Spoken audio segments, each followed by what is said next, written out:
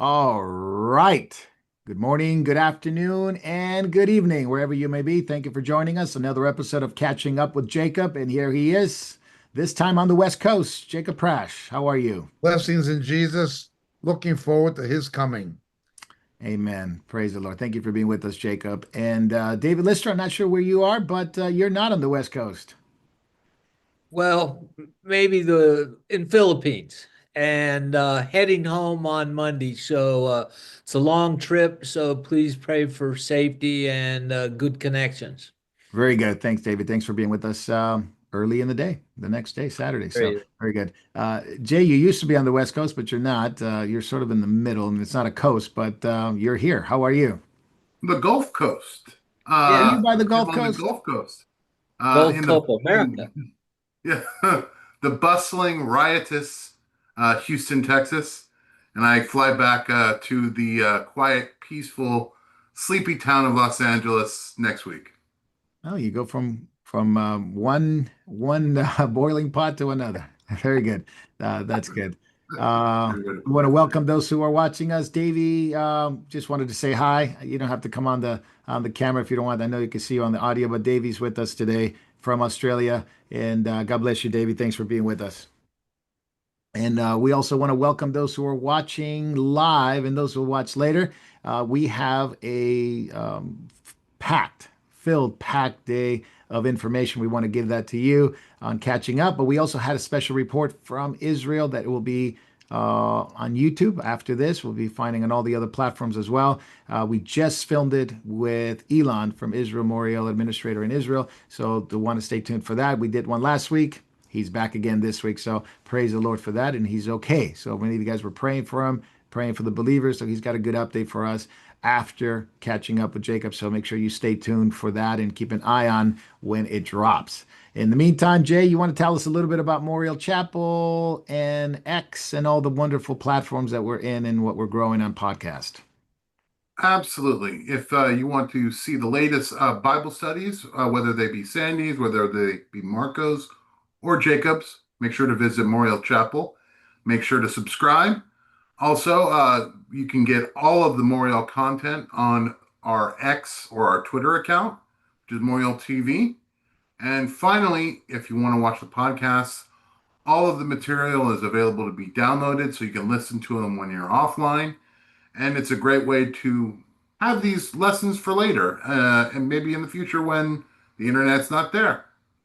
That'd be a great thing. So please, while you can, make sure to get as much of this material as you can.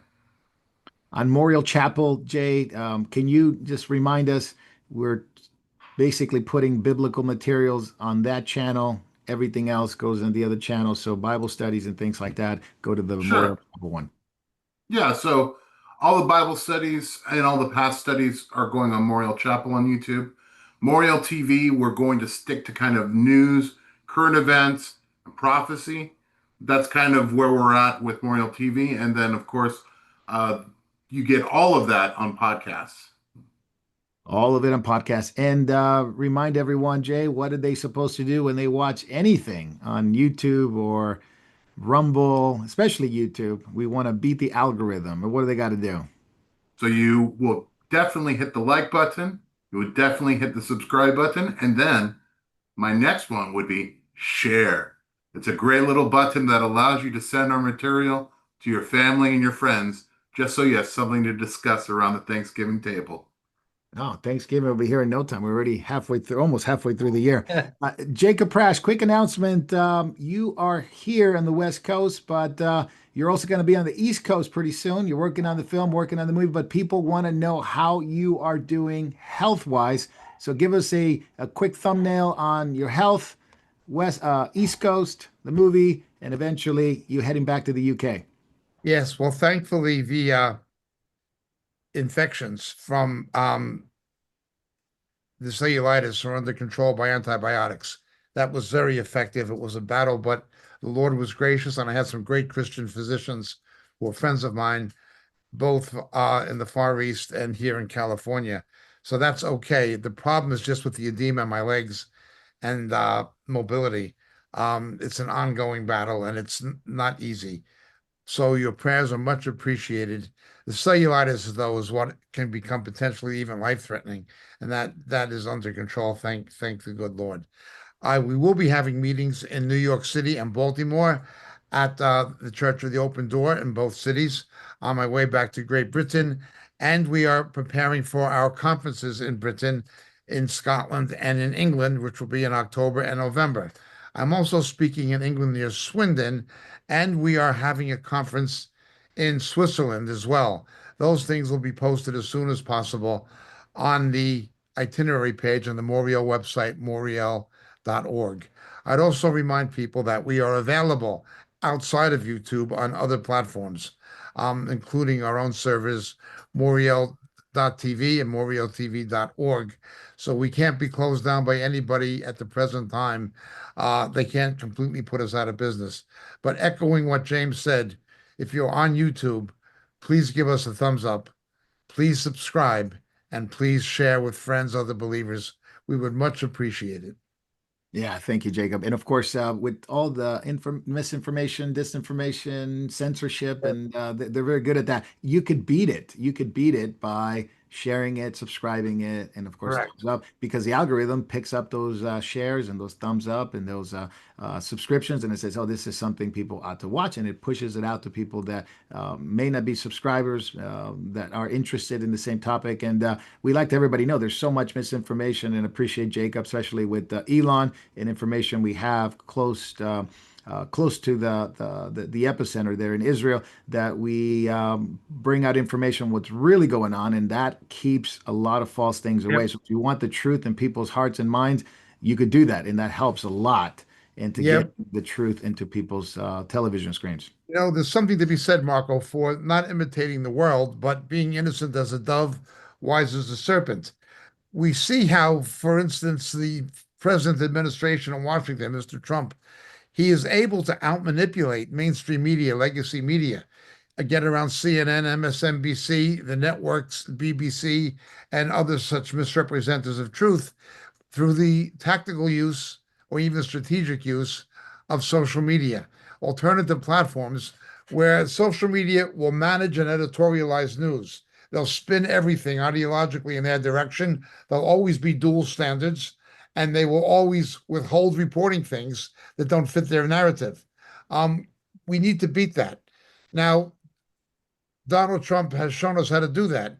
Whether you like him or not, Mr. Musk has shown us how to do that. It can be done. We have to learn how to do this for ourselves. Innocent as a dove, but wise as a serpent. Jesus told us to do that. Prayer is, of course, the main thing, but we have to use our God-given common sense. Yeah, and so if you want to watch some of that, you can watch us on YouTube, on Rumble. If you want to ask questions to Jake, especially today on Backstage, go to Rumble, ask those questions. We will get those answers to you. And but there's also X, there's also Telegram, there's also Yes. Vimeo, there's also our own website, Memorial.tv, Yes. memorialtv.org, RTN. There's quite a bit, and then there's the podcast. So there's quite a bit of things that we have diversified in a godly way, so people can always get a hold of the truth. So we appreciate you watching us. One more thing, and somebody reminded me to say this: on July 11th through the 13th, I'm going to be in Fresno, California, at a small gathering of believers in Fresno, California. Israel, the Church, and the Jews is the topic that they chose. So we will be talking about those. So if you're in Fresno, California, email the church. ccodtruth.org is the website. devoretruth@gmail.com is the email. And for more information, something will come out soon, and we'll be relaying that information. So it's coming up. People are interested. People are definitely interested in what's going on in the world today. And at least it gives us a chance to share the gospel and prophecy and what's going on in the world today. So very good. Jacob Prash, we got to catch up. That's Israel and the Iranian regime, over the past 7 days, Israel has initiated the airstrikes in Tehran. I mean, Tehran's been hit pretty hard. Military targets have been hit pretty hard. Ballistic missile targets have been hit pretty hard. Top commanders have been removed. The Khomeini, Ayatollah Khomeini, is now on the radar, not only by Israel, but Trump saying that we know where you are. We're not going to kill you yet, but we know where you are. And Israel has fired off very precision precise targets, and they've been very successful at it, albeit they've been hit pretty hard as well. Well, let's start there. The latest 7 days into this war. Khomeini remains in religious and ideological control and political control. That's true. The problem is Iran does not have at present a coordinated military command. The Israelis keep killing them. It's hard to say who knows who's really calling the shots. It reminds me of the Biden administration. Who knows who's really making the decisions? You've got an 86-year-old, demonized despot who's never had a military background. And the people who did have the most senior military backgrounds have been eliminated. Soleimani by the Americans, and then all the others by the Israelis. Who is in control? When you don't have a good centralized, coordinated command and control system, that is one to your advantage because the enemy is not coordinated in their capacity to attack you or respond. But secondly, it's to your disadvantage because they can be so haphazard that they can do anything in desperation, perhaps not even knowing what they're doing. For instance, they took out a mosque in Haifa. They took out a mosque. The Iranians took out a mosque in Haifa, Israel. It's just because they're so crazy. They can hit a hospital because they're so crazy. They can hit a kindergarten because they're so crazy. So the vacuum of leadership on the military axis of leadership is both good and it is bad. It makes the situation advantageous, but also very precarious.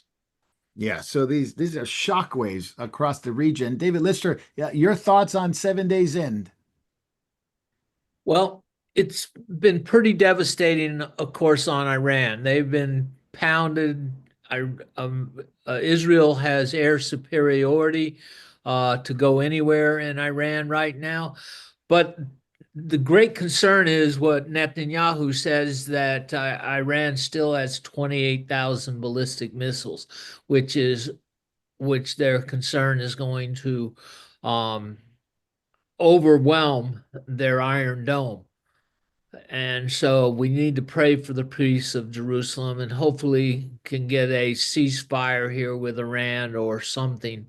Or Israel needs to be resupplied with missiles. I know they're real low and they're asking Trump for more missiles. So it's a tough situation. I know we're having censored information coming out of Israel on the strikes and everything. And so that's actually happening at the hospital there, hitting a cancer ward. But fortunately, Israel was smart enough to remove the patients out of that hospital and have them in the basement. So nobody was killed there.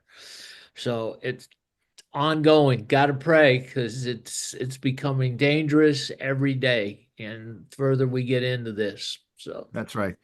Jake, I'm going to go back to you. The heavy strikes on the nuclear program. So you got Natanz, you have Fordo, and then you also have Iraq. Especially Iraq was hit pretty hard this week. Nothing seems to indicate that they have completely destroyed the nuclear program. They're still asking Trump for the bunker busting bombs, but at least for the most part, we know that they've been heavily damaged. Heavily damaged. At least the reports by Yeah. the UN. Do you think this is the end of the nuclear program? Are we still seeing more things that need to happen in order for that to be completely gone? Or what do you think? Okay, the uranium enrichment is about 80%. That is very close to having weapons grade fissionable material. Very, very close on the precipice. They could make maybe one small bomb, two small bombs very quickly, and a handful, estimates range from 9 to 15 within a matter of weeks. So they were getting very, very close, much closer than they were in March, much closer than they were when Mr. Trump came to the White House. They've stepped it up. When you have this toothless denuclearization programs of Obama and Biden, which were toothless and which did not have guaranteed inspections that the Iranians couldn't control, and giving them hundreds of billions of dollars in unfrozen assets at the same time, let's make it clear. This nuclear threat was made possible by Barack Obama and by Joseph Biden. They made this possible. The Israelis were right to move when they did. When you reach an 80% capacity with the centrifuges and uranium enrichment, it's too dangerous to wait any further. That move had to be made when it was made. I do not question that for 1 second. It's more precarious than it was even 2 months ago, 3 months ago. Um, that is the reality. Thank God that Harris is not the president of the United States. That terrible, incompetent woman, like Biden, like her senile former boss, and Barack Obama would have done everything she possibly could to make sure the Iranians would live to fight another day and renew their nuclear weapons development. And that's certainly what it is. They also would have made sure Hamas was able to survive to fight another day. Thank God that Harris did not win the election, despite the stupidity of the people who would vote for somebody like that. This is the situational reality. So the answer is this opportunity may not come again. If they do not neutralize the nuclear weapons development capacity of Iran at the present time, it won't happen again. You're not likely to have an opportunity to stop it again in the future. It's got to be stopped now. Mr. Netanyahu knows that, and I think Mr. Trump does as well. Yeah, I mean, the decision had to be made at some point or another. They stopped it and with Stuxnet years back. They Yes, at least derailed it. At they least, tried it. Yes, with yeah, at least Stuxnet, they derailed tried it. it. So this is not a new thing, but it became more precarious because we've had, of course, the 16, well, not 16 years, the 12 years of Obama slash Biden administration that continually allowed and not just allowed, but actually helped Helped, this program along actively the way. helped. Yeah, They, actively. he who pays the piper calls the tune. Barack Obama and Biden are responsible for the military, including nuclear military development of Iranian aggression. They picked up the tab for it, and they used our money to do it, and they used frozen assets to do it. Yeah, quite a bit guilty of that. Jake, I'm going to stay with you because the Iranian missile strikes against Israel have actually brought now inadvertently, some people call it an accident, whatever it may be. They hit Syria on an oil facility, and this is actually we watched some of the video there inside Syria. Is this going to expand, Jacob, as you see other Arab nations that are actively trying to stop Iranian drones and missile attacks into Israel, like Jordan or Saudi Arabia. But now Syria gets hit. Turkey's not happy. Is this going to Yes. expand? First of all, it puts Erdogan in Turkey in a very precarious position. He does not like Israel, does not like what the Israelis are doing. On the other hand, Syria is under the thumb, most of it is under the thumb of himself, of Turkey at the present moment. And this goes back to the fact that Assad was Alawite Muslim, That's which right. are a branch or a sect of Shia Islam. Hence, the Ba'ath Party of Syria was controlled by Alawites, who were former Shia. It's part of the Shia Sunni schism confrontation. So Iran was favorable to Assad. Assad is gone. Russia is disempowered. The only really remaining power of any major significance in Syria right now is Turkey. And Turkey does not like the Syrian economy being hit. Mm. What's bad for Syria at the present time is bad for Turkey as well. So that is the situation. The people who took the biggest bruising would have been Turkey indirectly, but it would have been Turkey. It would have been Erdogan. Um, Iran has lost its base in Syria. The only friends they have that are actually active are the Houthis and the Shia militias in northern Iraq. That is who they can Yes. still have as proxies. Hamas is largely neutralized. Hezbollah is virtually completely neutralized as a military force, though it is still active as a political force. And Hamas and Hezbollah and the state they're in, and the Assad regime gone, they've Iranians have gone from 5 proxies down to only 2. Down to Yeah. only 2. It's not to their advantage. Yeah. David Lister, I'm going to go to you. The powder keg is set. It's sparking fast. You think it's going to broaden within the Middle East? I mean, this is as precarious as we've seen it in quite a long time. Yeah, look, I think if we don't finish the job, then and leave Iran alone to keep growing. If we don't finish their nuclear strikes, they're going to become like a North Korea. They're going to get help from Russia. They're going to get help from China. They'll get help from wherever they can get it. And so helping Israel is actually helping America stay a little bit safer, but we're still the great Satan at the end of the day. But I know there's reports coming out now that recent, just the last few hours, that this weekend the U.S. might enter into bombing Iran. So this should get real interesting if these couple of reports are true. So it's the world's in a dangerous place right now, Margot. No It's doubt. It's probably, going back to you guys, this is before I was born, the, 67 war, 73 war. Did you guys see it like this, or is this a lot more escalated? escalated for Escalated, me. Jacob, what do you think? Escalated. Oh, wow. Yeah. I mean, there were a lot of nations involved in those two wars, weren't they? I mean, you had Egypt. Potentially this could explode into the greatest crisis since the Cuban Missile Crisis. Wow. Potential. Wow. Yeah. I Potential. think because of Iran and the way they think is very much different than the world in the 60s and the 70s. There was at least some common sense and some restraints on people and leaders, even within Russia.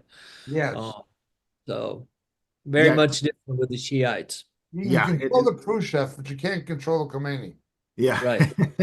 that's very true. And now Pakistan has been helpful toward Iran, which is an interesting thing. Pakistan has been sending some arms into Iran, and we'll talk about China and Russia in a minute. But at least from the Muslim side of things, very few Arab countries, very few Muslim countries are supportive of Iran, except for maybe Pakistan and Yemen, which it's just basically Iran 2.0. But that's going to be the interesting thing. What is going to happen with these nations? Jacob, quick thing about the Iranian missile strike. This is hit close to home. Obviously, you lived in Haifa, had a home in Haifa, spent a long time there. Haifa's got hit again today. Beersheba got hit again. Tel Aviv's it's been getting hit. Those three major cities. Obviously, you mentioned on Sunday. I was with you Sunday to see these places where you lived and walked, and it must be really Work hard. everything. Yes. Well, when you don't just see it on TV, but you know the neighborhood, you even know the buildings sometimes that have been hit.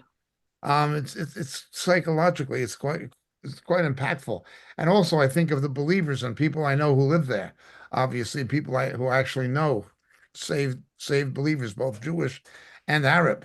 Um, Concerning what your mention of Pakistan, the Iranians are maintaining that Pakistan is backing Iran more than they're saying, and are saying that if Israel attacks Iran with a nuclear weapon, Pakistan will attack Israel with a nuclear weapon. That's what Iran is saying. Pakistan themselves have not said any such thing. The Pakistani, I think the president of Pakistan was meeting with Trump just yesterday. Right. So I don't think I think the Iranians are just wishfully thinking at the present time. But we have to understand when Pakistan becomes a factor in the equation, Israel has secret intelligence and cooperation with India against Pakistan.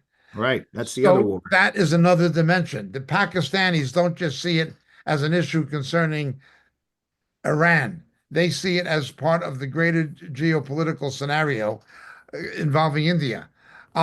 This is the situation that we're facing. Remember, Bangalore is the Silicon Valley of Southern Asia, okay? And Herzliya, Israel, and to a degree Haifa, or the Silicon Valley of the Middle East.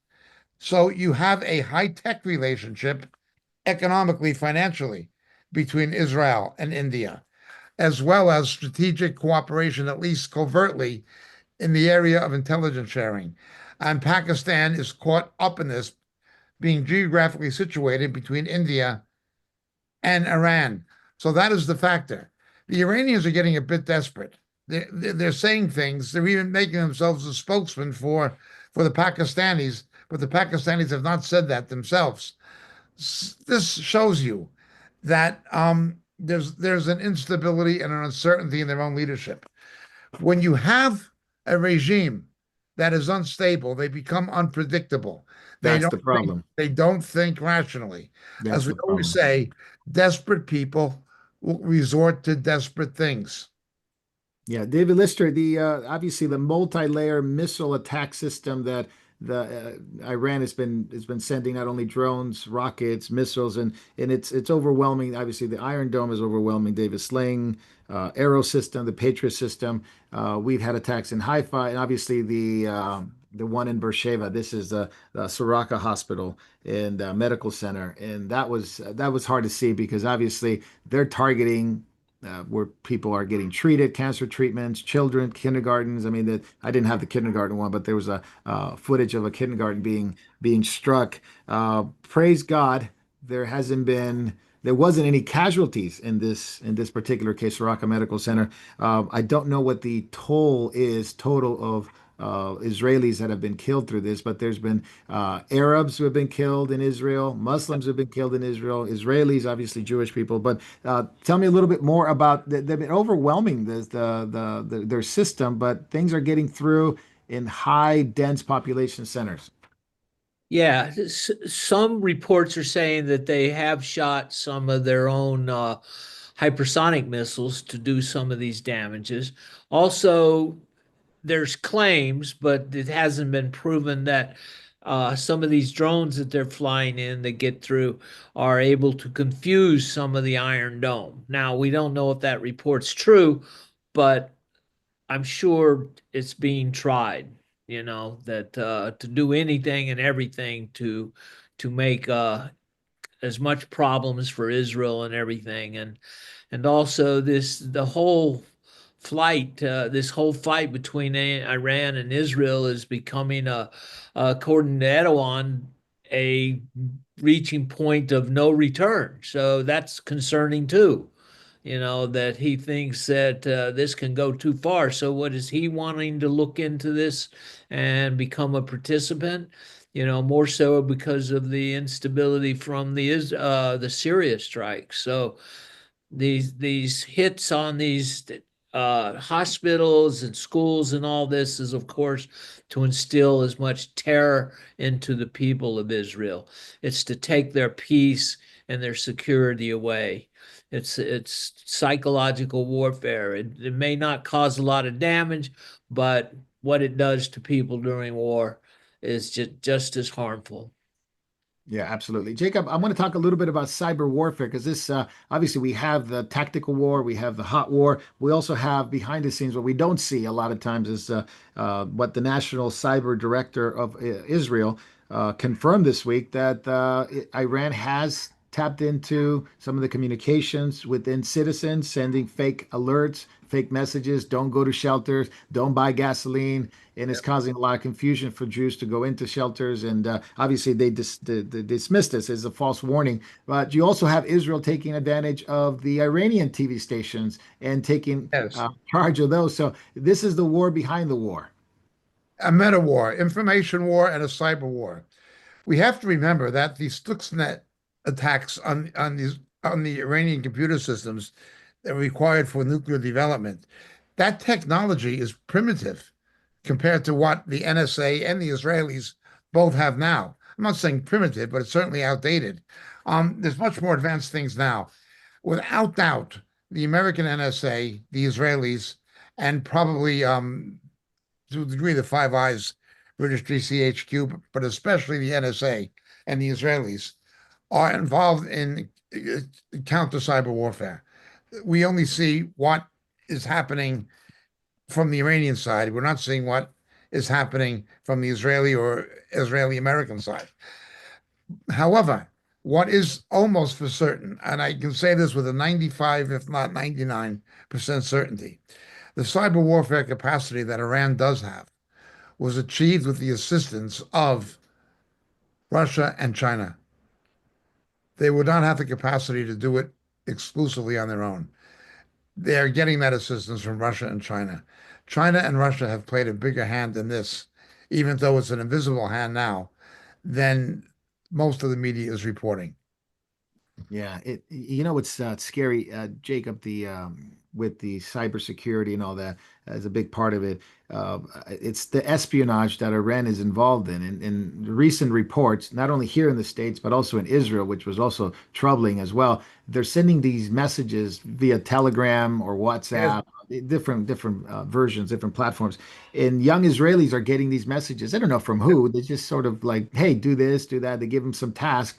And recently, two of them were caught up in the north because they were going to install some cameras in front of yes, Katz's house, and they were looking for yes, information on Neftali Bennett's recent surgeries. These are not spies. They're just simply people that like yes. others. They get involved. Naive. They don't know what they're doing. They just like, hey, do this, and we'll give you some money.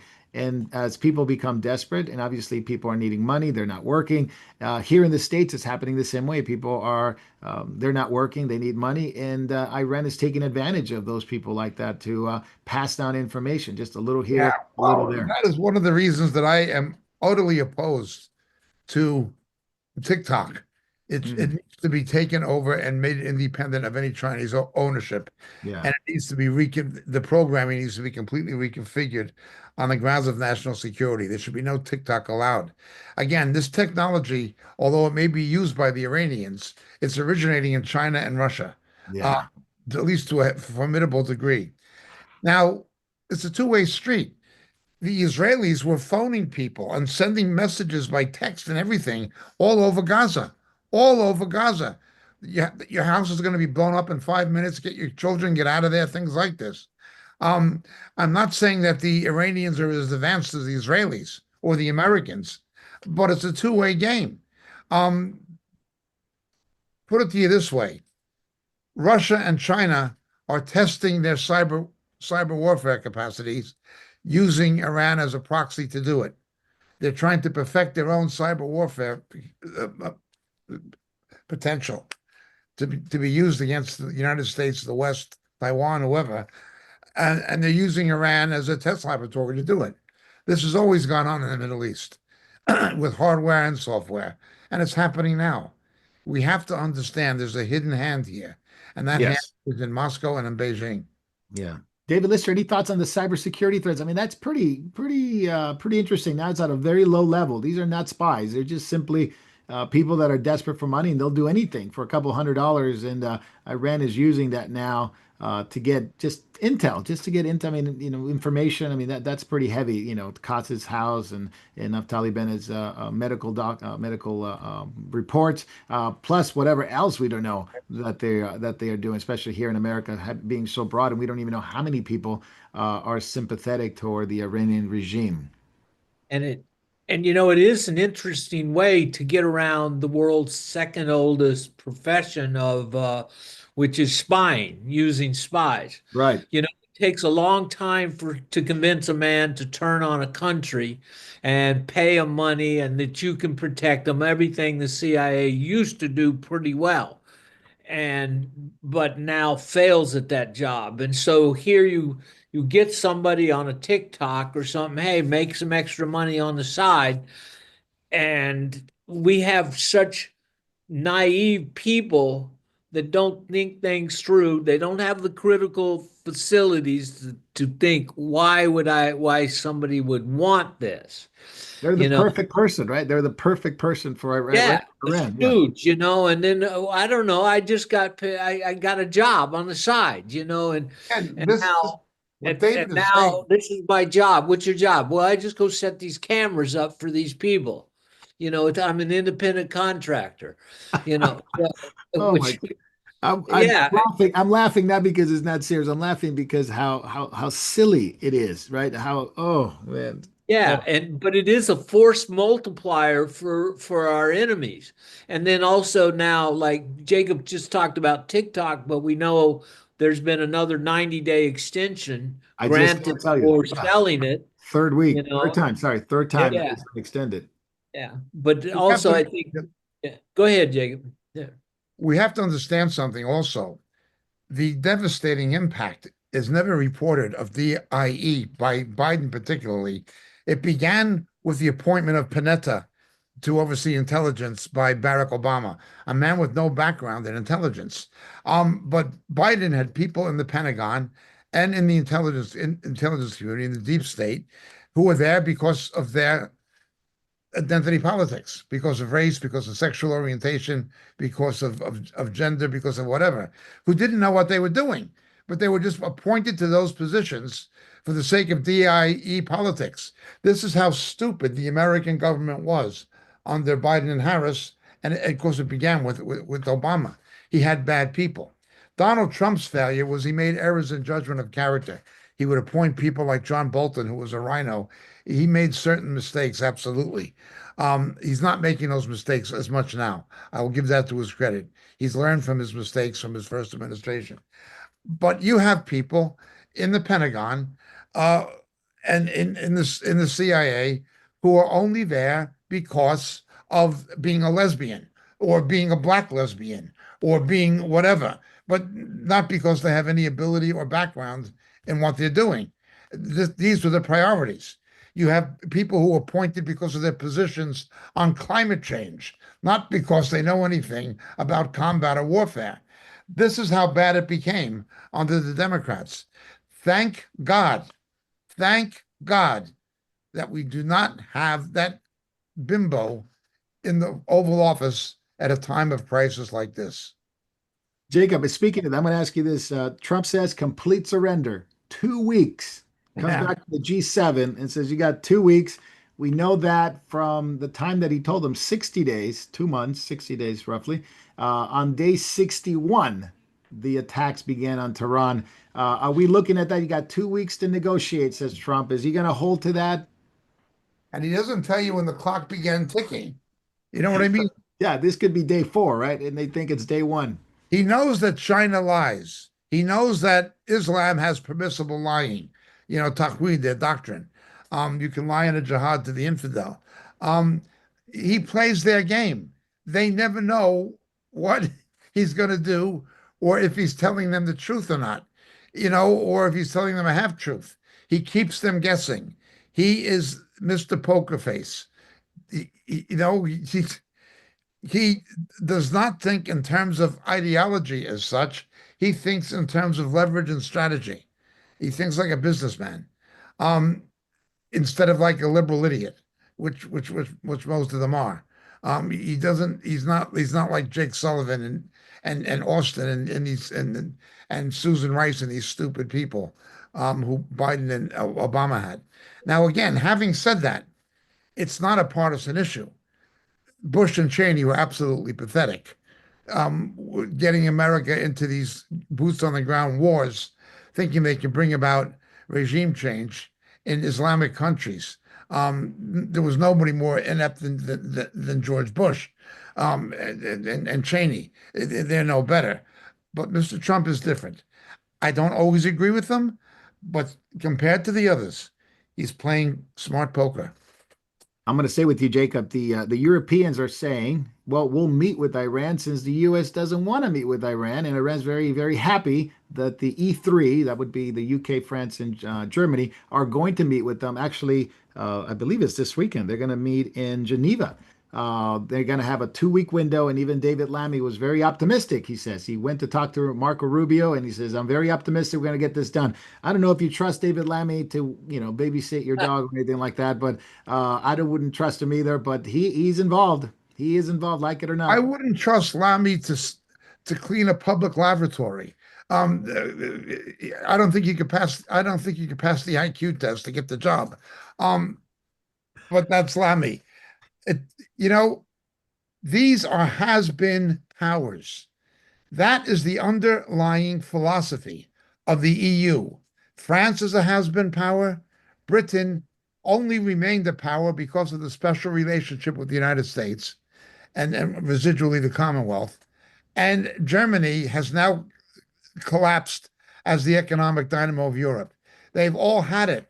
The only way they can exert power and influence in the world is to combine, is to unite. That is the only way they can be a player on the global stage. But even if they do that, they still are going to have to do business with the White House. Yeah, this is the They problem. don't matter. They don't Yeah. matter. You know, I don't know, David Lister, are they running?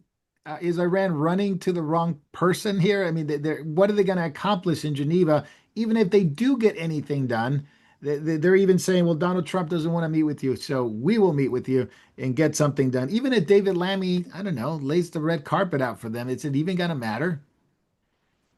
No, especially not if Trump decides to put American troops and actually come active in there. They won't have any say in it. But look, they do need to keep the money flowing because they do want to bring over more weapons and have the capabilities to create more weapons or buy weapons from their allies. So, ever since Marco. Yeah, I mean, Biden, most people know that Biden released 6 billion to Iran to destroy America, but nobody mentions the 10 billion they got for that Biden allowed Oh yeah, Iran to sell electricity to yeah, Iraq.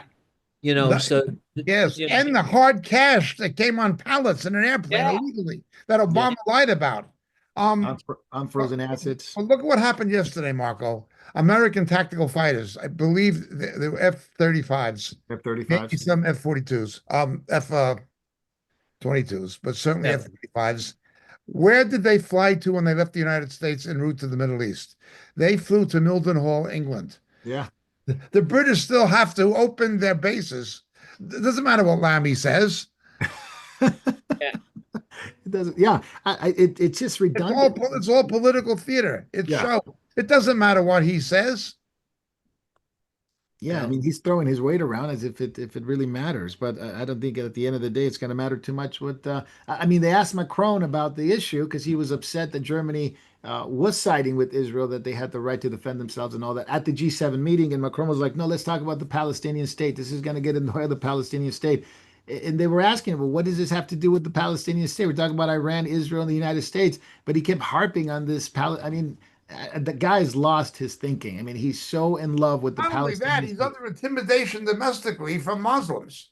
Muslims, Is yes. Oh, his surround- wife. Paris is surrounded by a belt of slums. The whole Paris metropolitan area used to be called Ile-de-France.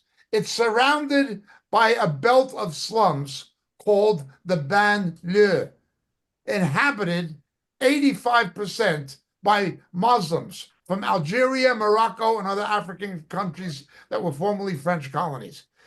Paris is hemmed in geographically by Muslims. He's in trouble. Yeah, no doubt. David Lister, do you think there's any traction to see Reza Pahlavi back as he was the prince at one time? Now he would be somewhat back in as the I don't know the king. I don't know what they would actually call him, but the son of the Uh, Shah. Do you think any traction in that? I mean, he's got a 100-day plan. He made a video, actually well done video. Actually, I watched it. It was translated about his 100-day transition from the mullahs to his government and trying to get reestablished back what they used to have prior to 1979. Well, he is calling for the people of Iran to overthrow the mullahs and everything. There seems to be some movement towards the overthrowing and taking over some places in Iran. It's a bit fluid, but at the same time, you're seeing support of Iranians coming out. Now, can he run in there and he would be seem to be the natural course because he's been plotting his return since he left. So he's made friends and everything. And so just because there's a vacuum, a lot of times things can happen in a minute if there was an opening. So it's possible he could get in there. Would he be the choice for America at this point? We're not sure. And then we also need to think about the Kurd question there in Iran because you've got a lot of Kurds that don't like Shiites that could be helpful. So Yes. we'll see what happens there. That they're And they're not friends with Erdogan either, because that he still fights the Kurds to this day, and takes away their homeland. So there's some interesting things there. I mean, the Kurds, maybe a government of the people would be the best, combination of Persians and Kurds who are pro-West. Yeah, Jacob, the Reza, it's very pro-Israel, very pro-Christian, very pro. I mean, he's quoting Bible verses, Ezra 1, the Chronicles, and he's talking about Cyrus, and he sees himself as some kind of reestablishing that relationship that they once had.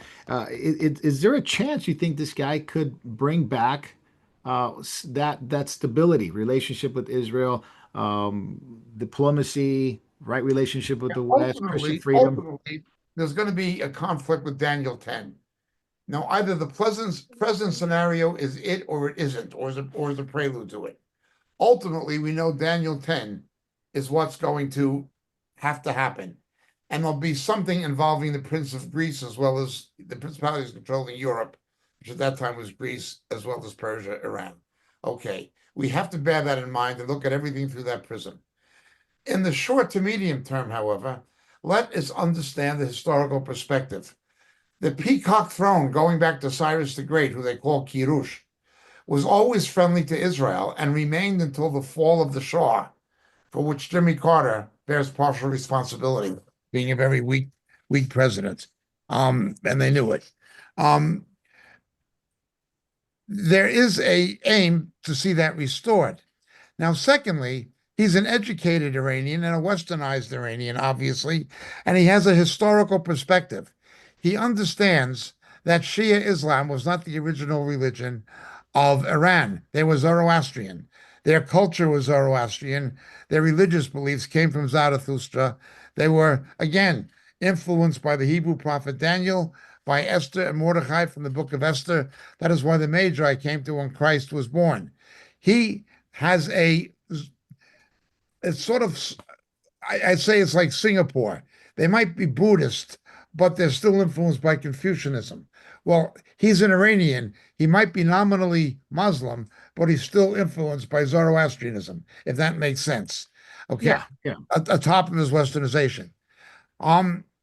He wants to see that kind of restoration of something that existed. That is ideally what he would prefer. He was all the Pahlavi family were also anti-communist. Now, look, the Shah was accused of being despotic, and he was rather egotistical, his father, but he was a lot better than anything that's happened since. The Iranian people are far worse off. Everyone is far worse off since he fell from power. When Ayatollah Khomeini came to power, that was another disaster. They tried to save Iran from the mullahs and from Ayatollah Khomeini with Bani Sadr. But Bani Sadr did not get the kind of support he needed from Carter to prevent the mullahs from taking over the country. There was also a fear that the communists would get it. The communists made a play for Iran in the 1950s. Stalin made a play after the Second World War to get control of Iran. And Truman actually threatened nuclear war against Stalin if they did it. It was the CIA and the British that overthrew the communist political party in Iran and brought the Shah to power. So the present son of the Shah, the prince, who lives in California, some of the family lives in Connecticut, they have a very historical perspective, both an ancient historical perspective and a very modern one, a post-war one, going up to 1979. That is his thinking. The question is there any basis to have a government in exile, a shadow government in exile? I don't think it exists, and I don't think it can be created all that quickly. That is part of the danger of the communists of a left-wing faction who helped bring about the fall of the Shah getting power. Let's remember, the fall of the Shah didn't only happen because of the mullahs and the extreme Muslims. It happened because of the communists as well. The communists of Iran had certain ideological similarities to the Ba'ath Party of Iraq where Saddam Hussein was from, Right. and Syria, where Assad and Assad's father was from. So that is the issue. You're looking at the threat of communism, of the extreme left, who would be predisposed to making deals with Russia and more so with China. You're looking at the Pahlavi himself, and then you're looking at the the mullahs. You've got three choices. Now, of the three, he would uh, ideally be the most preferred. But is it a practical possibility? This is a very, very big question. There is no government in exile, and I don't know how fast they can make one. Yeah.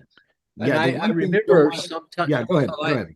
remember sometime back, a few years back, 2 or 3 years back, there was a poll of Persians in exile as well as, I mean, and even within Iran, that only 40% of the people wanted him. So he even has a Yeah, doesn't have an overwhelming rating from all the Persians. that's So Yeah. What and you let's don't want to see remember is also. the MEK, which is the Mujahideen, which is Jacob was talking about the communists. They're the Yes, ones who are anti-mullahs but pro-communist. And Jacob, absolutely. this is scary. They're made a lot of inroads with the Labour Party in the UK, and they even Yes, made inroads here with somewhat conservative guys like Mike Pompeo. This is the scary thing. Are they buying their way into being the choice if the mullahs fall? they would like to. They would like to. Um, but let's look at that even beyond that. Um, a lot of what happened in post-war Iran had to do with oil and the politics of oil. British Petroleum basically controlled most of the economy of Iran.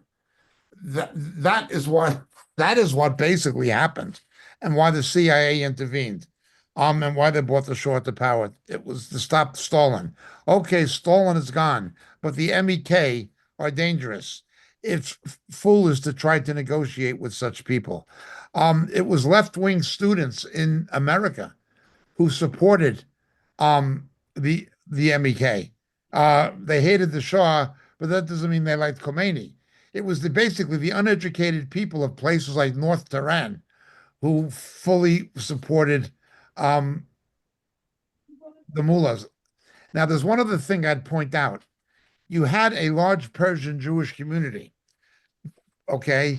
Most of them left to California or to Israel. They're quite affluent. Some of them are extremely affluent. Okay. They again look back to this history of Cyrus the Great and Darius the Mede. Uh, Right. that is what they look to. They very much prospered under the Shah. The Shah did not trust Shias. Everybody who worked for him was either a Jew or a Baha'i.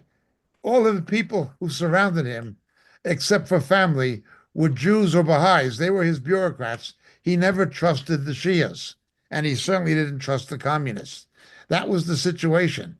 The Shias, of course, hate the Baha'is because they believed Ba'ula, the Bab, was the Mahdi.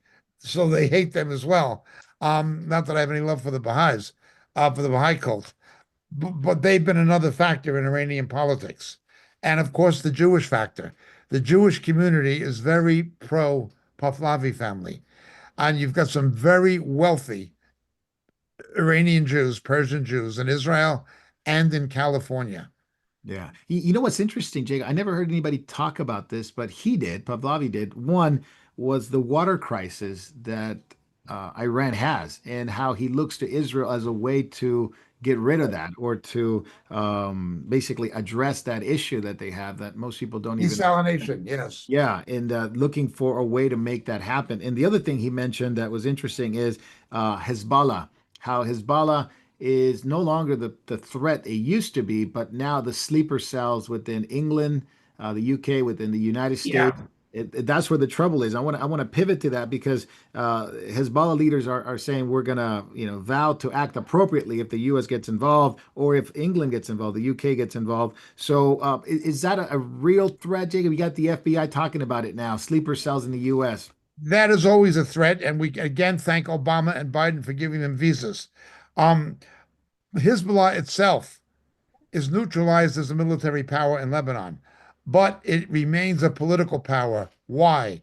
Because of its social welfare programs that have been funded by Iran that give food and medical aid and education programs to all Lebanese, not just to Shias. Um, and therefore, they still have a political voice within Lebanon politics and government, even though they're non-operative as a military force anymore. But there are sleeper cells. And those sleeper cells are not necessarily Hezbollah. The Iranians have sleeper cells that could just be Iranian. Right, Another, IRGC supporters. another thing to look at is there were also Kurdish Jews.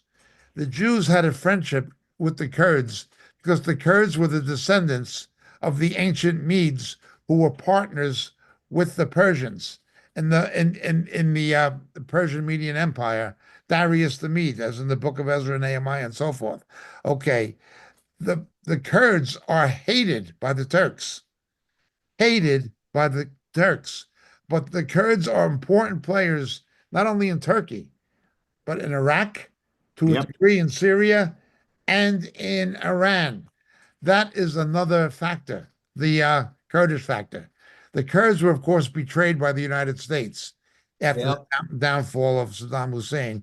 They were betrayed by Bush, and they were betrayed, obviously, by Obama. They were just betrayed. They were our friends. They stood with us, and then we betrayed them, or at least our corrupt leaders did of both parties. But they are also a factor. They would do anything to have a state and to control their oil Oh, resources around yeah. Kirkuk. The problem is getting water access, getting a port. That would be the problem because they're landlocked. So it can go any way you can imagine. Yeah. Jay, I'm going to go to you real quick. Do you feel safer now that the FBI is on to the sleeper cells? I mean, Kash Patel swears up and down, not going to happen in my watch.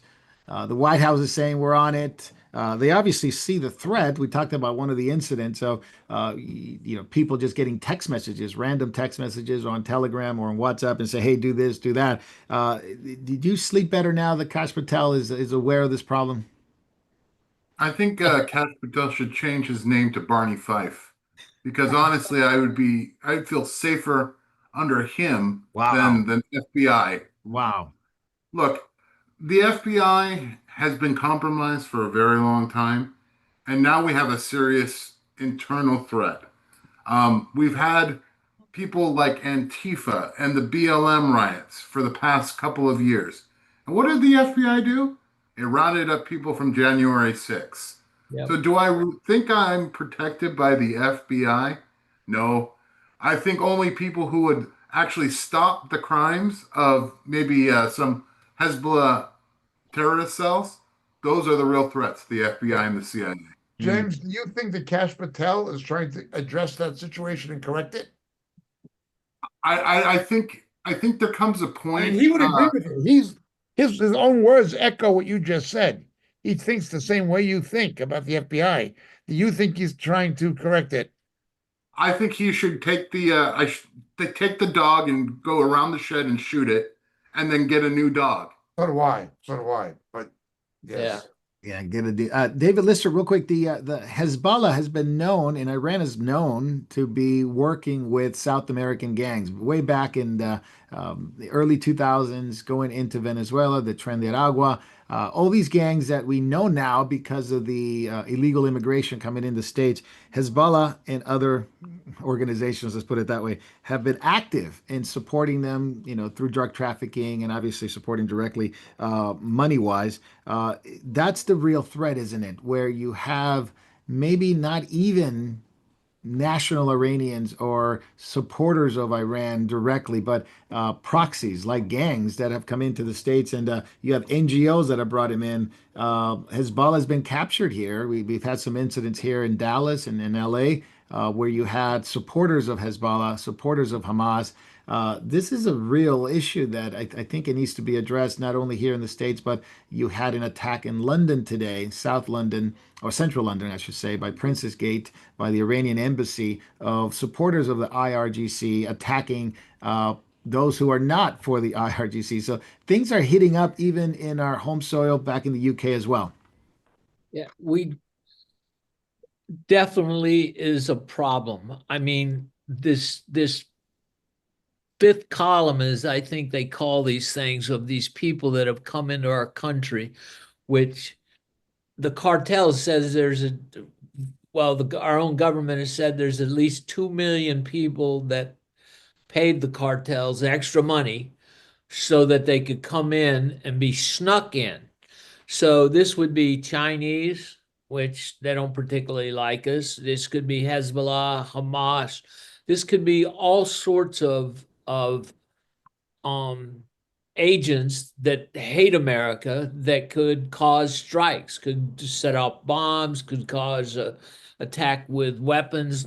The lone wolves, as it were, that are a threat, that set off, put that bomb out in Times Square that one time and other places. So this is a serious threat. I hope Cash can fix something, but I've never been very supportive of the FBI. They spied on my generation and worked against us, and I think they work against Americans. And they were partly involved in creating a January 6th to cover up the stolen election from China and other agents. Yeah, they were involved in the Warren Commission cover-up. Everything. They've Yeah. always, going back to J. Edgar Hoover, who was a corrupt little perv, if anything, they'd never been any good. Yeah, they had to go find Texas Rangers to catch their first cases, to fix their first cases. So from the beginning, they were never very good. What a And mess. What a and to mess. your to both of your points, now that we're actually in trouble, now that we actually have an enemy that can do legitimate damage, that by the way, they turn their heads the other way and let them in. Now they're going to say, well, see, you need us more now than ever. Yeah. Support the local Problem. sheriffs. Yes, that is absolutely true. We have hit the hour mark, and I just want to remind everyone you're watching Catching Up with Jacob, episode 239. Jay, am I right? Yep, I Oh, think how you did I are. guess that one? And we were watching on YouTube and Facebook Live. We're watching that for now because I'm backstage. We're going to go to we're not going to be on those. We're going to stay on the other ones. We're going to stay on Rumble, X, Vimeo. We're going to stay on Telegram. We're going to stay on our local ones, Memorial.tv, memorialtv.org. But we won't be on YouTube and Facebook for backstage. If you're there now, you can hit the like, share it, subscribe to it so that we can get it out to other people and beat the algorithm that they are desperately trying to censor a lot of the truth that's coming out. Jacob Prash, Putin and Xi now, and of course, Kim Jong from North Korea have now weighed in. Everybody was with bated breath expecting what they were going to say. They, of course, slam Israel, and at the same time, they want to be the conduits of peace. They want to mediate the peace talks, which the United States says, no, no thanks. But they are pressing in. Of course, China has been flying into Iran. We have Yes. some street flights from China. God knows what they're bringing in, but they are very active in it because they know that their interest is being jeopardized by the oil that is not going to be available as readily Yes. as they had. So, Jacob, walk us through that. China, Russia, North Korea weighing in on this. There've been at least 5 flights. North Korea only behaves internationally at the behest of China. What you know, North Korea only do what China tells them to do. They have no real prowess of their own on the global stage. They're just a sideshow. Yeah. Okay. But they're the kind of proxy China can use to do things that China wouldn't want to do itself. They make a good stooge, they make a good fall guy. They're crazy, they're crazy enough to do things that China would not be able to do because it would threaten its own interests. So they get a proxy to do it for them. That's North Korea. They're out of it. Putin is so up to his eyeballs in the Ukraine. He among other things needs a diversion. He has lost his platform in the Middle East, which was Syria. And what he's really concerned about is oil. The embargoes are affecting him, the price of oil, and what will happen with Iran. He's also getting drones and military ordnance from Iran. The Iranians were manufacturing drones and UAVs for the Russian army to use against the Ukrainians. So there are defense and oil considerations motivating Putin. China, it's essentially oil, essentially wanting oil and influence in the Middle East. So again, when you see how weak countries uniting, they're trying to get power by uniting that they cannot get individually. Right now, China is out of the game. They can't do anything about Iran on their own. Russia is out of the game because of what's happened to their economy and what is happening in the Ukraine. North Korea is a sideshow. They're just a, a chihuahua on a leash. They don't really matter. That is what is happening. But you put them together, they can make trouble. When you put them together, they can make trouble. With the price of oil, Jacob, stay with you, with the price of oil spiking and the threat that if they shut the Strait of Hormuz and all kinds of stuff could happen with the Houthis, who knows? The price of oil can hit $130 supposedly. It is now over close to 80 now. They're looking to Russia and Saudi Arabia, along with the U.S., to stabilize the price as they did in 2020. The opposite way in 2020 was it was sinking because no one was using oil at the time. They stabilized it. Now they want to stabilize it the other way. As it goes up, you're looking to Russia to do it. This is interesting, isn't it? Well, look, the only options are Venezuela, but their infrastructure for pumping the oil is dilapidated. Okay, so their side showed they're third rate. Even though they have the oil, their production capacity is third rate. Canada is it's sand, it's shale, sand shale. That's right. Um, Yeah. Again, filthy, dirty, environmentally disgusting. Um, and Canada is in financial economic problems itself. Okay. The United States remains the biggest producer and a player.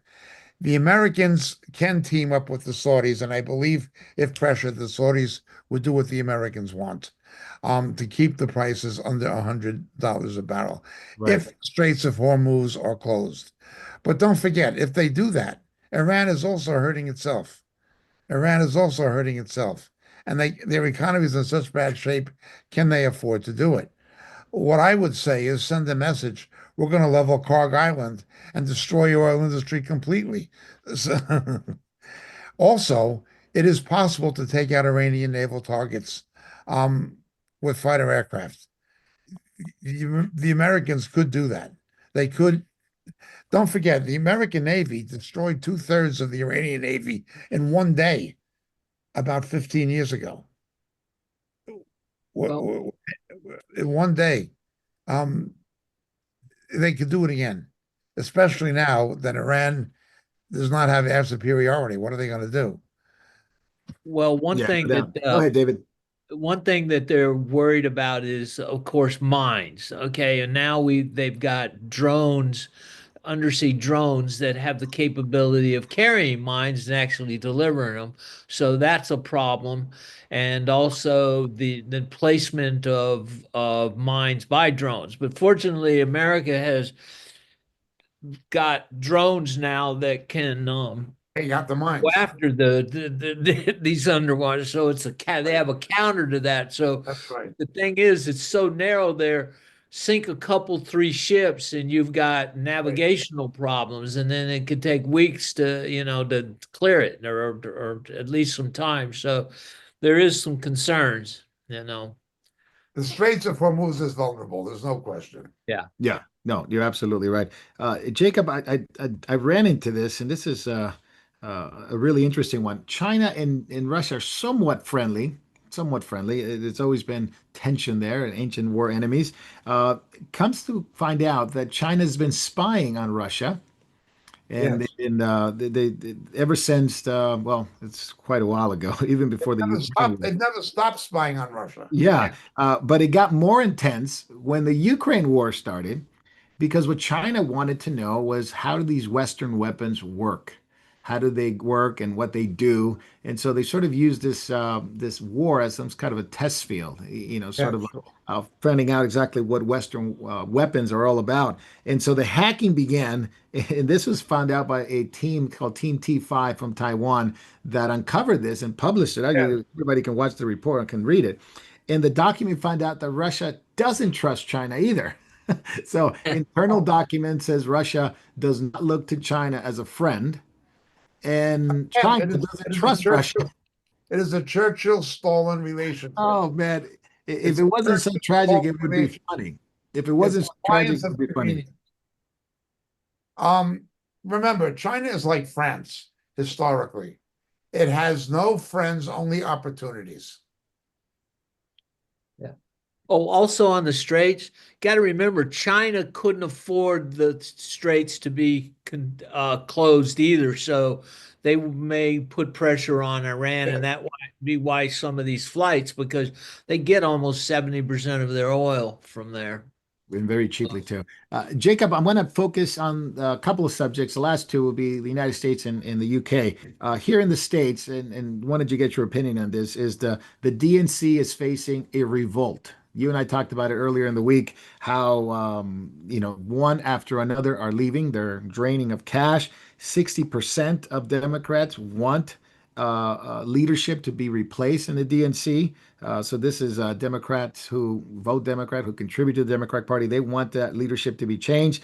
And what it says, they believe the DNC is focused on too many non-vital issues, such as woke, such as transgenderism, such as abortion. And so whopping 62% of Democrats don't like the leadership. Well, that would include Ken Martin. That would include well, he's now gone, David Hogg. That would include Bernie Sanders. That would include the Clintons. That would include all kinds of people. Jacob, are we going to see a breakup of what we've known as the DNC and maybe even get more radical with people like AOC and Omar? Or are we going to back to the center? Okay, let's understand that it's a broad fragmentation. We can talk about the Democrats, but we cannot take them in isolation. You have not only a fragmentation in the Republican Party between the rhinos and the Trump conservatives, but you have a fragmentation among the conservatives between the MAGA Republican conservatives and the libertarian ones. So it is across the Republican Party is not without its own Yeah, fragmentation. we're going to get to the conservative in a minute, Okay. but just talk about Now we're DNC. talking about the Democrats. Yeah, You've got three factors. Traditional Democratic Party is gone. There's only ever been a vestige. One of the last vestiges was, of course, Joe Lieberman. yeah, After Lieberman. him, it was somewhat Manchin, somewhat. After Manchin, now it's Fetterman. Okay, Yeah. they represent what the Democratic Party was in the days of JFK, Sam Nunn, Scoop Jackson, and so forth. But they're only a remnant of a historical past that no longer exists. Okay, the Dixiecrats are long gone. Okay, the conservative Democrats are long gone from the South, and they were bigots anyway. So they're long gone. So what you have now is the establishment represented by Obama, the Clintons, people like that, who control the 100 superdelegates. There's nothing democratic about the Democratic Party. They're the establishment. There's nothing democratic. Oh, The yeah, right. You're right. primaries won't matter. It's the superdelegates. The establishment will make the decision. Okay, there's them trying to protect Schumer, people like that, Pelosi, trying to protect their own power base. And then you have the radical wing begun by Bernie Sanders and coming up the next generation, that wacky woman, the wacky women from the squad. AOC. Alejandro Cortez and Presley and these other Croc and these other wackos. Okay, they're afraid that the youth of the Democratic Party are going to um, attack the establishment, go in with the establishment. This guy, what was his name? Hogg is now gone. David He Hogg's gone. He's gone. Okay. Another thing that's really troubling them, if they had any sense, but they don't like to talk about it, is the abandonment of the party by Hispanics, the abandonment of the party by an increasing number of blacks, the abandonment of the party by increasing numbers of Jews who realize that only 1/3 of the party supports Israel now. Republicans are more pro-Zionist, and the abandonment of the party, above all, by traditional blue-collar workers from the Rust Belt. They're no longer the party of Boilermakers and of tool and die makers and of machinists and of United Auto Workers. More and more of those people see the Trump, MAGA, as the party that represents them. So it is a Right. party in deep fragmentation. It is also a party that is seeing its donations decrease. Oh man. Obama was yelling almost, trying to be civilized. You tell he was angry. He was frustrated, speaking about the declining contributions by affluent Democrats to the party. Remember, 92% of the mutual funds are controlled by liberal Democrats. 92%. Most of them are in New York City or in Greenwich, Connecticut. 92%. All BlackRock, all that, that's solidly Democrat. State Street, solidly Democrat. What's the other one? Vanguard, solidly Vanguard. Democrat. Yeah. Okay. So, and of course, Soros. So they are no longer seen as the party of the working people, but they're the party of the aristocracy. Now they're trying to lie and say, "Look at Trump; he's a billionaire. Look at look at Elon Musk. What about you? You know what I mean?" He owns 6 homes. They've only been able to lie up. They cannot lie as effectively as they once could, because the mainstream media does not have the power it once did because of the new media. Yeah, I, that's right. hey, David, what do you Marco, think? What do you think? well, I'm enjoying that what Musk did destroying aid has really put a hurt on Act Blue. I don't know if many people know about it, but Act Blue has been sending they'll take a donor that's made a $20 contribution to the dens and they turn it into a machine to crank out, 10 donations a day from that person for $20 day in, day out, and been able to funnel millions upon millions of dollars to the Democrats. Well, that machine has been shut down. And so the Democrats are hurting financially.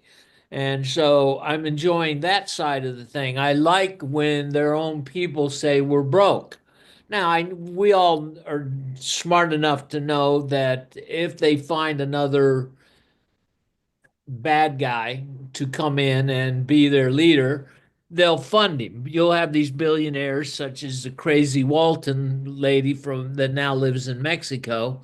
She'll fund, so will some other billionaires. They'll fund the Democrats again. But if they get somebody that can support the 80% issues, unlike these Dems today that support the 20% issues that 80% of the people are against. So I just hope they keep bleeding more people and just keep being stupid. And I'd love my third part of my prayer is that I prayed that the Democratic Party would go into the dustpan of history. Yep. Yeah. Yeah. Let's So cheer them on. So two-thirds that fight against each other, the Lord has answered. They're consuming each other. And so I'm very happy for answered prayer in this respect. So, but I would love to see it disappear. But then my fear is they'll find a party like Jacob started talking about that will contain younger people that will be touchy-feely, that will be actually destroyers, wolves in sheep's clothing, that will Yeah. be worse than the ones we've got. Another you got thing that's that. happening that they're almost ignoring is that there is a turn towards political conservatism and religious conservatism among Generation Z. Yeah. I'm not saying it's massive, but it's evident. It is starting. Yep. You know what's interesting, Jake? If you listen to what they're saying on their social media page, just where they're targeting young people, one of the things that they're angry about, the DNC, and it's like, why have we lost young male vote? Why have we lost a young male vote? And particularly, why have we lost a young male Caucasian vote? They're trying to hold on to the Hispanic vote and the black vote. That's not working. But especially the white Caucasian vote, they look at people like Joe Rogan and Elon Musk Yep. and they go, how do we lose these guys? And it's only obvious. It is only, but so they're trying to ramp up TikTok. They're trying to ramp up Yep. X, which I don't even know why they even go on X. Most people don't even think like that on X. What's the one that they came That out with? woman, No, the platform. Blue JD Vance Sky. put on the take the Blue Sky. Yeah, they're trying to Blue Sky Blue crashing Sky, which is down. a nightmare, right? And they can't imagine. So guess what they're turning, Jacob? AI. AI is their saving grace to try to come up with a plan to bring males back into the DNC. I don't know how they're going to do it, but somehow AI is going to figure it out, they think. Is it? Maybe good-looking animated women that can become your girlfriend if you become a dim. Well, you know what? You're not too far from the truth because they realize men are lonely. And so Yeah. they're having to come up with ideas of how to get, girls to text, these guys that are lonely, DNC guys, and be like, hey, baby, vote for me, that kind of thing. I don't know how that's going to work, but it hasn't worked in the past, but I guess it does sell. So, but I did want to talk about Jacob, on the conservative side, the right wing side. They're divided over, obviously, should the U.S. be involved in any foreign war, isolationist versus interventionist. And the big issue is Israel. Many people believe that going into this war with Iran is like the Iraqi war that Bush sent us Yeah. into. And people like Tucker Carlson, who interviewed recently Ted Cruz, and we looked at some of that footage, and that was a pretty heated, and it was mainly surrounding Genesis 12:3 and what does that mean, and mainly surrounding should we even be involved with Israel? Should we bless Israel? But it's not just him, Steve Bannon, Tucker Carlson, Candace Owen, Douglas McGregor, to say the least. Other ones follow suit as well, that are generally seen as conservative, even pro-Christian. Even some of them call themselves Christian. Russell Brand's not from the States, but he portrays himself as a Christian in some sort of way, are also against Israel or even the U.S. being involved with Israel. So, Jacob, we'll go to you. That's also dividing the conservative slash right wing libertarian ideas. Yes. First of all, they're failing to make a distinction between aerial war, naval war, cyber war, information war, and boots on the ground, terrestrial war. They're not making that kind of a distinction. It is a huge distinction. When you can achieve strategic and tactical objectives aerially, and not even necessarily have to use pilots flying planes, but you can use drones, you can use UAVs, you can use other types of ordnance delivery systems. You're comparing apples and oranges. They're making a mistaken comparison.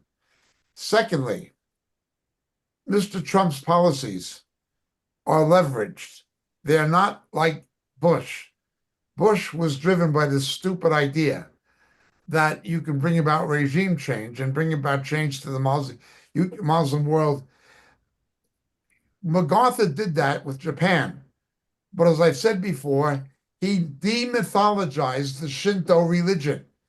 He made the emperor come to him, admit he wasn't a god, and say that Shintoism was only to do with culture and things like this and religious ethics. But he deified, he demythologized the Shinto religion. Now, you'd have to demythologize Islam Yeah. to MacArthurize the Muslim world. But Bush being, first of all, too corrupt, the Saudi Arabians had him in his back pocket. Like his old man, he was just too damn corrupt as his Cheney. And he also was personally too stupid.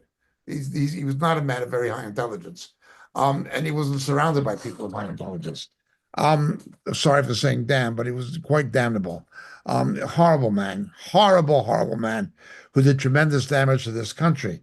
So therefore, people will try to read the present situation in light of the history and the damage done to the country by Bush.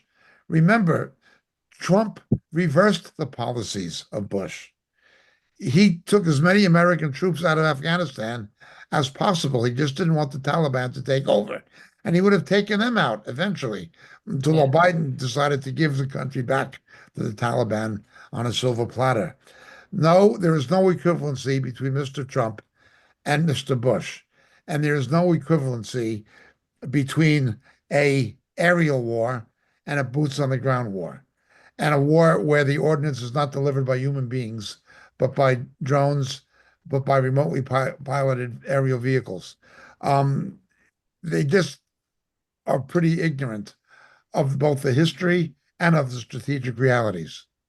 and Yeah, David, technological realities. yeah, David, I'm going to go to you in one specific instance. I'm going to talk about Tucker Carlson real quick. We have rightly said that we looked at Tucker Carlson at some point in the past 10 years as a good conservative voice, and he claimed to be a Christian. I don't know what kind of a Christian he is, but he claims to be. But recently, and then let's say the past 2 years, ever since he went on his own network, he's had people like the priest from Bethlehem, Munther Isaac, who was interviewed about the what's going on in Gaza. He interviewed the Prime Minister of Qatar. He interviewed Daryl Cooper, a revisionist historian. And all these have one thing in common.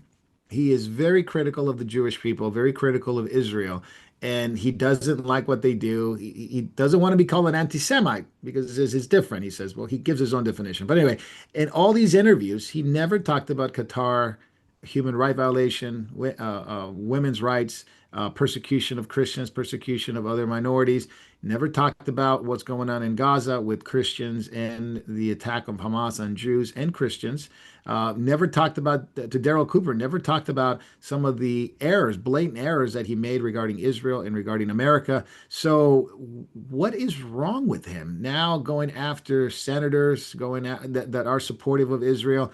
I mean, it is almost like he says he's not obsessed, but I just gave you three or four examples of these Yep. are kind of the shows that he brings out. I mean, it's not even to be too critical. Is that I used to like Tucker Carlson, what he had to say, and I agree with him on domestic policies, closing the border, and being more in tune with the American economy, unlike the globalists that we've had in the presidency. But what has happened in your opinion to him in switching over to a more aggressive anti-Jewish ideas?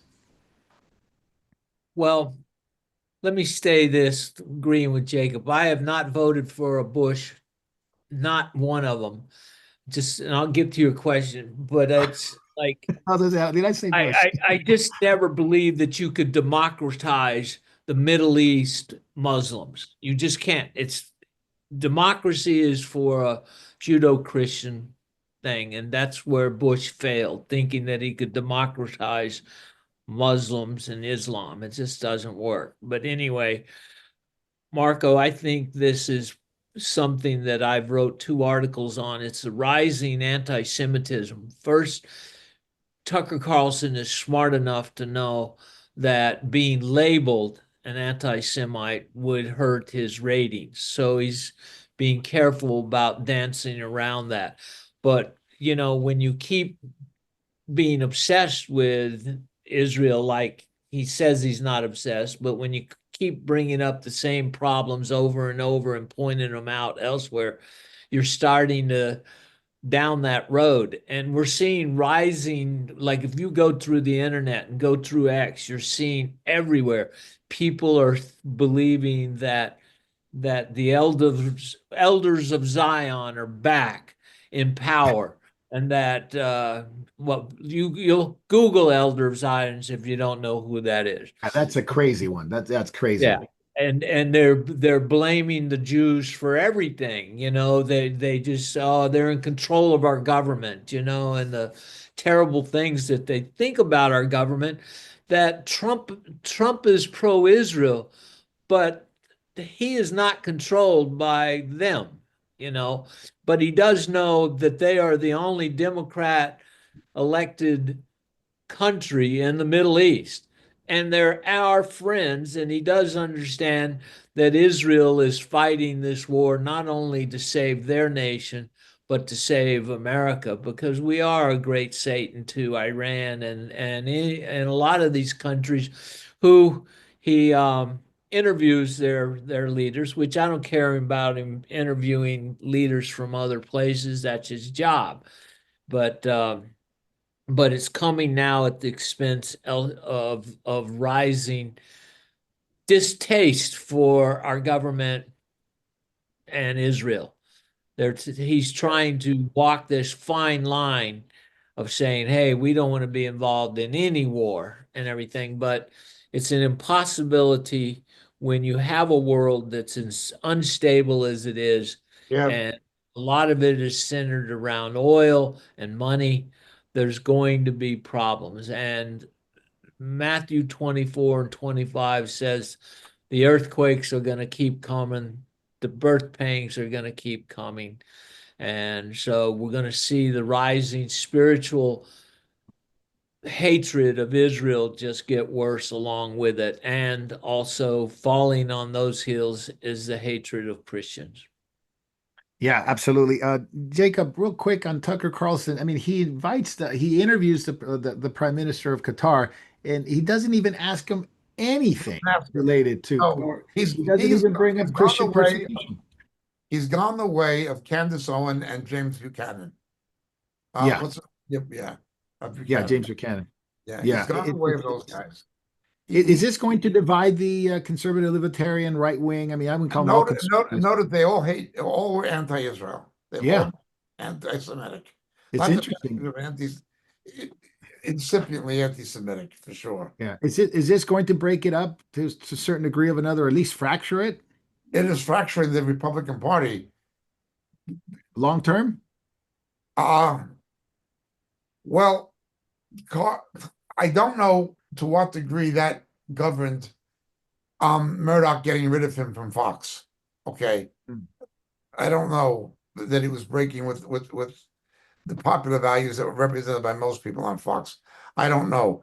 But I don't think he has as much enough influence alone to do that. Neither does Candace Owen. Her popularity has disintegrated, if you notice. She's not really getting the kind of influence or respect she once got among conservatives. And I don't think Tucker Carlson has done himself any good either.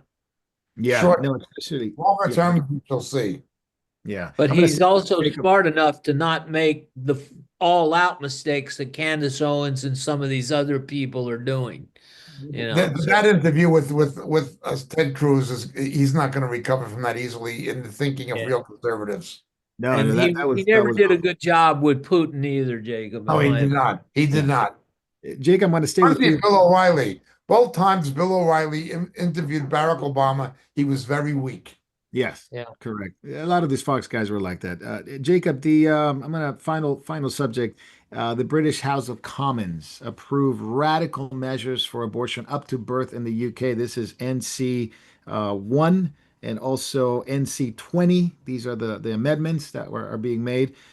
They were voted on and it was passed 379 to 137. It wasn't even close. So basically, the government's policy is that you could basically murder a baby up to birth, basically infanticide, and it will not be prosecuted. It will not be illegal to do that, and they decriminalize it. So this is abortion up to birth amendment, which Yeah. the people Yeah. don't even want this, but it was passed to the House of Commons. You mentioned it was going to be voted on today as Yeah. well. Oh, no, that's the assisted suicide today. Oh, But, that's the other. Okay. but the two are concurrent. The two are Yes. concurrent. Yes. Concurrent legislation before the Commons.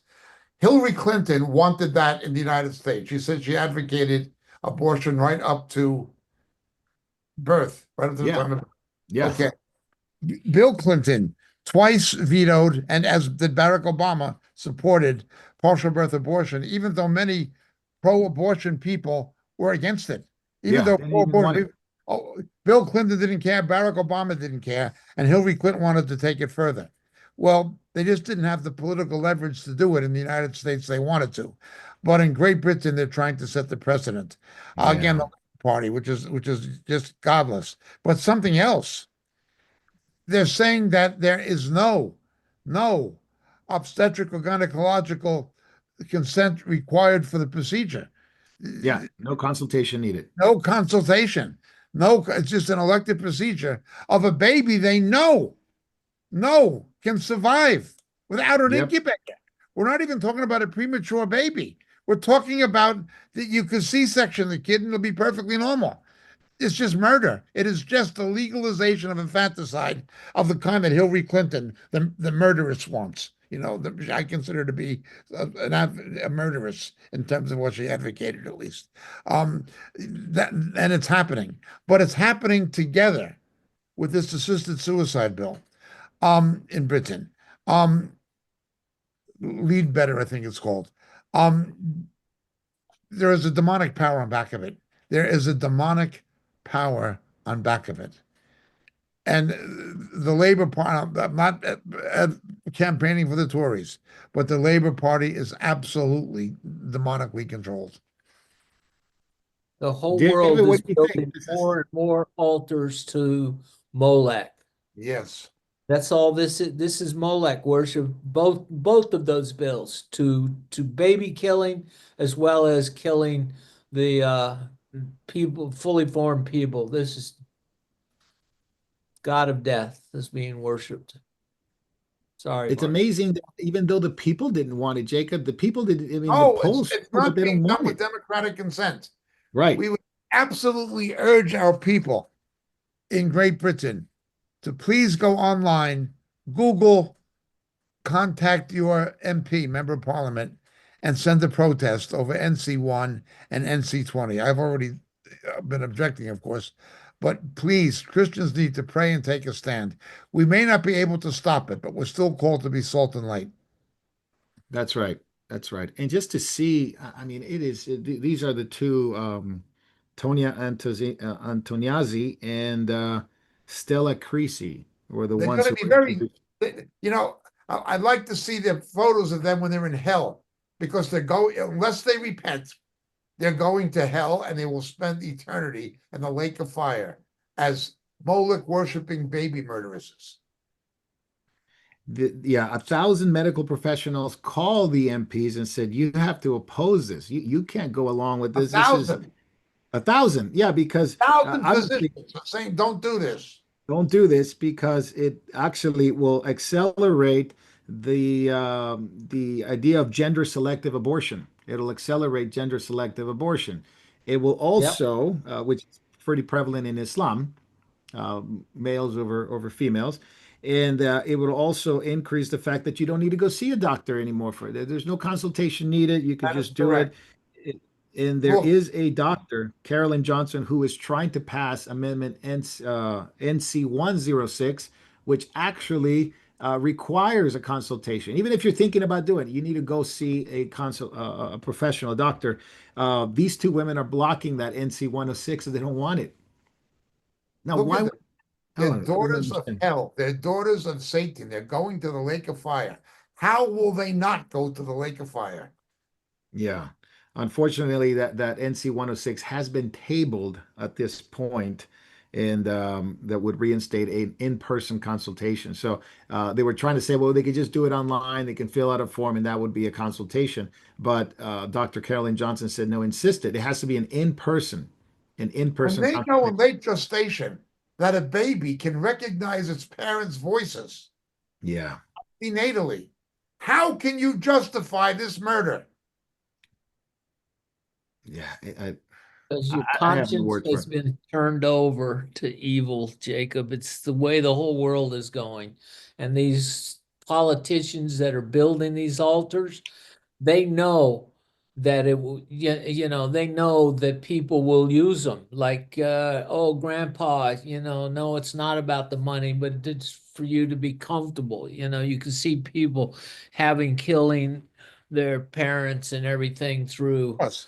through medical suicide to get the money. Well, this picture kind of sums it up. It's about 4,000 pounds for one cycle of chemotherapy. One cycle of chemotherapy, about 4,000 pounds, about 183 pounds, so close to 200 pounds for assisted suicide. I think that people will know exactly what people will choose when it comes to that. But it's going to happen to Jacob. When did it pass in the UK? I know here in 73.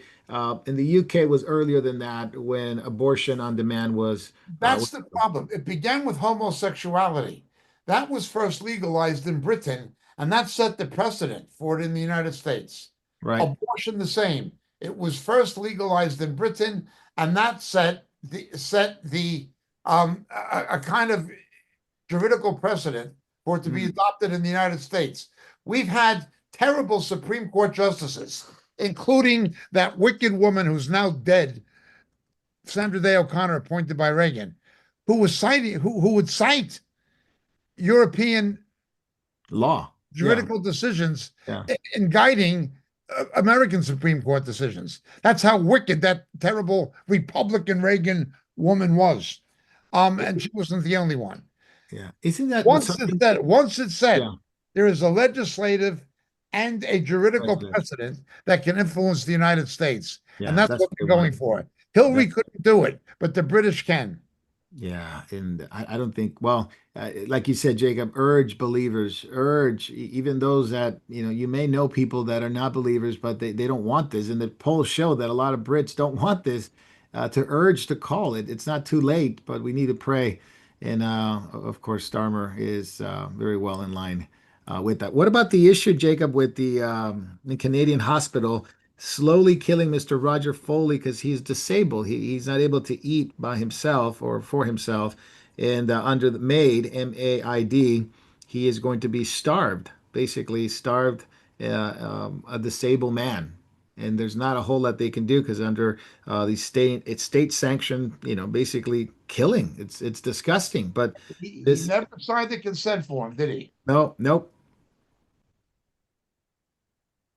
He It'll never save us signed the. money is what the medical profession is looking at. Yeah. People use 90% of their medical benefits in the last 3 to 5 years of their life. So, hey, kill them 3 years early. Save I money. always said that the generation responsible for Roe v. Wade and the use of abortion as a form of birth control is going to reap what it sowed with Yeah. euthanasia. It is a repercussion of their own sin. Yeah, and people can go to maybe we'll post it. I'll probably put it on the chat if you guys can post it. A petition regarding Roger Yes, Foley, we should especially in post. Canada, Can we please. get it off to Moriel's website to post it? Yeah, And we'll put it on. We'll put it on the chat now. Yeah, we'll put it on the chat now. And we'll put it on our media page afterwards. But yeah, people can go on this. Let me put it on here. I'll send it to you, Jay and Davey. You guys can, but especially Canadian believers that can go on and sign that. And I would urge them to do the same thing as Jacob's called for. Call the MPs and let them know how you're not for NC1 and NC20. That you're also not for this made MAID in Canada as well, which Canada has become, unfortunately, has become very radicalized, except maybe on certain provinces are not. And that's been the big battle in Canada. We'll get Oh, into that. fear But of God. Well, they yeah, will fear when they're standing in front of him. yeah, Lord have mercy on the rest of us. They've lost that's right. the fear of God as well as their common sense. Yeah. And it's such a weak church at the moment, Jake. I don't know if they can turn the tide at the moment. There's not enough Oh, salt and light to really no. turn the tide. So we have to pray. We have to ask, we have to beg heaven and ask the Lord for his mercy. When it comes to things like this, the murder and the disposal of God's image on the earth, human beings, For the the sake of babies. the elect. That's right. Amen. Amen. I So, always remember when the left were getting this kind of power, when the left first began, there were interim periods of respite, but with Mr. Harper, but when the left were beginning to get this kind of a grip in Canada, John Arnott and other false teachers had people on the floor in Toronto laughing. hmm, Toronto laughing, counterfeit revival happened, and they were laughing. They were laughing. The only one who had something to laugh about was Satan. Look at what has hmm, happened to this country since. yeah, Remember, Clinton had 5,000 pastors Yes. in front of him at up there in Willow Creek, and not one pastor asked him, "Why don't you?" Yep. Not one stood up and asked him, "Why are you allowing for partial?" 5,000 worthless hirelings. yeah. Some of the, Some of whom you and I know, David. yeah, Yep. some Calvary Chapel pastors were there. Yep. Yep. Bill Hybels and not. I mean, why would they want Bill Clinton to be up there? But anyway, they have worse It's things. about leadership. Yeah. It's about, yeah. Well, it's it will be Why clowns. would a Christian pastor Yeah. go to a seminar where the featured speaker on leadership is somebody who used the White House Oval Office as a boudoir to do something sexually perverted? I don't want to say what it was. With an emotionally troubled young woman the age of his daughter, that was he's a sexual deviant. What he did Yeah. was not even natural. Still is, and yet he's considered to be the funny thing. He's considered to be a great president by many. He considered to be a great president. Oh, the Clinton years, the Clinton years. Those were Yeah, yeah. Fasten They your forgot chocolate. about You Newt don't have Gingrich to go ahead balancing the and- budget. That's yeah, why. yeah. Uh, All right. Well, send in your questions. Jacob's got answers to your questions, and he's going to use God's word to explain these things to us. So please send your questions on Rumble. We will go on backstage in just a few minutes. We won't be on YouTube or Facebook Live for obvious reasons, but thank you for watching, catching up. We're going to backstage. God bless you guys. We'll see you in just a few minutes.